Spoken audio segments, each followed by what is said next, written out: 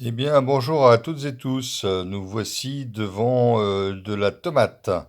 Vous avez bien reconnu évidemment cette variété de tomate qui est une variété, alors, je pense que c'est la noire de Crimée, mais je suis pas tout à fait sûr parce que en principe la noire de Crimée est un peu plus noire que ça encore, un peu plus violacé noir que ça. Et enfin voici donc c'est de la tomate en tout cas et bien évidemment. Donc ceci pour faire une petite explication des propriétés, des bienfaits de la tomate. Cette tomate est d'abord très riche en vitamine A.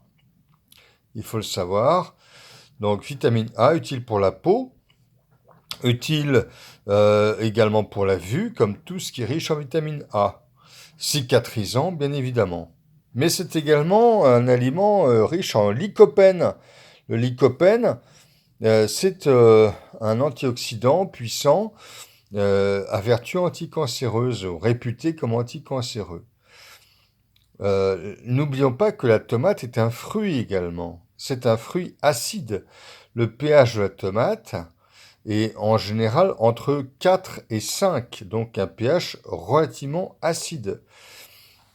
Pas aussi acide que les agrumes, mais quand même pas si loin que ça. Donc, si vous voulez consommer la tomate crue, il faut la consommer entre les repas, car tout aliment acide pris en fin de repas ou en début de repas peut engendrer une fermentation des féculents, une inhibition de la ptyaline salivaire qui digère les féculents, et donc un ralentissement digestif. C'est important de consommer la tomate crue en dehors des repas. Si vous voulez la consommer cuite au repas, cuite, il faut bien la cuire car la tomate cuite reste acide assez longtemps. En Italie, autrefois, on considérait que la tomate devait cuire minimum 48 heures au feu de cheminée pour pouvoir faire une sauce tomate qu'on pouvait ajouter aux pâtes. Faute de quoi, la sauce tomate était trop acide et ne pouvait pas permettre la digestion des pâtes. Alors il y a une petite astuce, même deux astuces, si vous voulez pas cuire aussi longtemps que nos amis italiens autrefois, donc la tomate pour en faire une sauce acceptable ajoutée dans les pâtes. Eh bien, vous pouvez cuire la tomate et la sauce tomate en y ajoutant du kudzu ou du bicarbonate de soude. Le bicarbonate de soude ou le kudzu vont tamponner l'acidité de la tomate et vont permettre de faire une sauce tomate qu'on peut rajouter, bien sûr, dans les plats de pâtes. Alors cette tomate, qu'est-ce qu'on peut en faire? Par ailleurs, eh bien cuite, ok. Vous voyez, cette tomate magnifique, hein, bien cuite avec des pâtes ou tout simplement dans une pipérade, c'est les poulets basquaises ou autres, ça sera excellent, hein, effectivement. Mais il faut la cuire longtemps.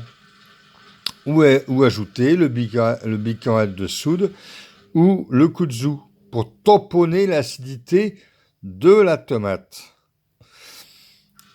Et puis la tomate a d'autres propriétés. C'est également considéré comme un fruit rouge, si je peux dire. Hein, voilà. Alors évidemment, vu de ce côté-là, c'est pas évident de voir ça comme un fruit rouge, mais là, c'est déjà plus facile.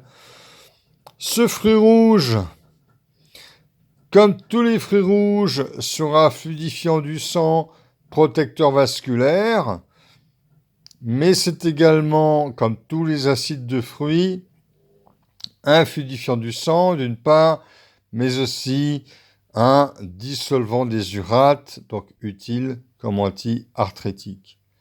Attention, ne confondez pas arthrite et arthrose.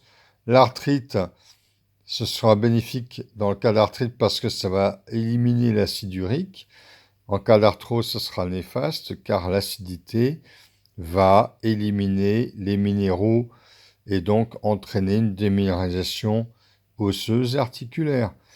Donc la tomate, ok en cas d'arthrite, attention en cas d'arthrose. Voilà donc pour cette sauce tomate et cette tomate, régalez-vous-en bien.